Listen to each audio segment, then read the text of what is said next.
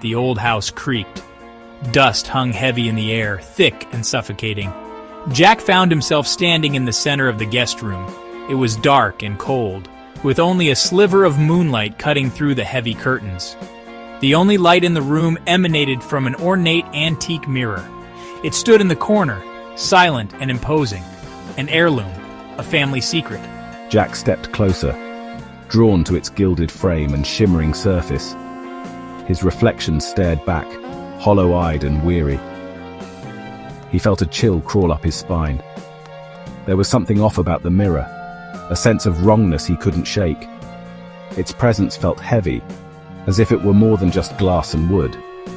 He ran a hand through his hair, pushing back the creeping fear. It was just an old mirror in an old house. There was nothing to be afraid of. He told himself that. He had to. The house had a way of playing tricks on the mind. He'd been warned about that. Jack turned away from the mirror, choosing to unpack his bag. He couldn't shake the feeling of being watched, observed, judged. His reflection. It was just his imagination.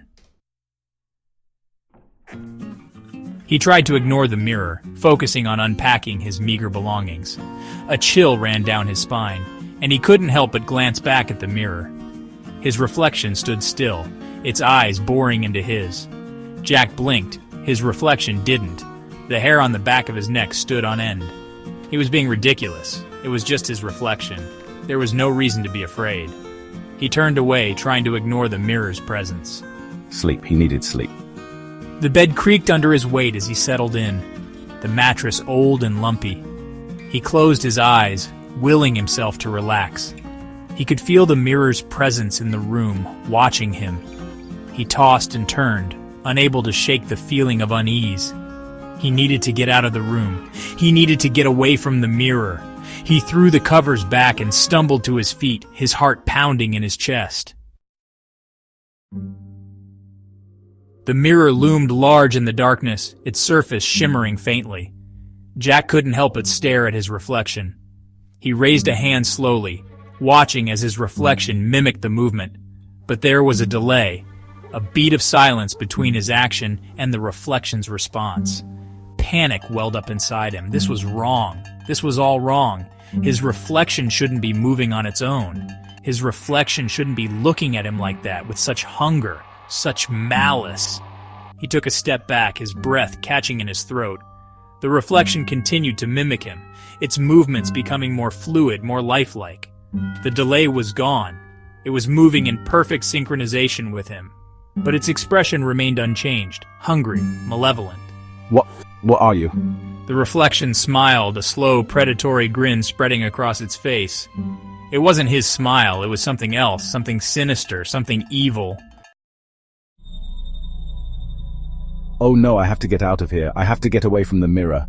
Jack stumbled back, his heart pounding in his chest. He turned to run, but something held him in place. An invisible force, cold and unyielding. No, get away from me! He struggled against it, but it was too strong. He was being pulled back towards the mirror, towards his reflection, towards the thing that was wearing his face. Sinister chuckle. His reflection only smiled wider, its eyes burning into his. He felt a cold, slithering sensation as his hand touched the mirror's surface. It was like ice, but alive. Pulses of energy ran through it, his vision blurred. He felt himself being pulled forward, his body contorting in ways it shouldn't. Screaming, no, get away from me. He screamed again, a desperate, primal sound. No one would hear him. The world dissolved into a kaleidoscope of colors and shapes. He could hear laughter echoing around him, cold and cruel. Then silence. Groaning. Where am I? Jack opened his eyes, his vision blurry. He was inside the mirror, trapped. He could see his room, distorted and wrong, through the looking glass. His reflection stood on the other side, staring back at him with cold, calculating eyes. It wasn't me, not anymore. It had taken his place. The mirror man. The reflection smiled, a chillingly familiar smile that sent shivers down Jack's spine.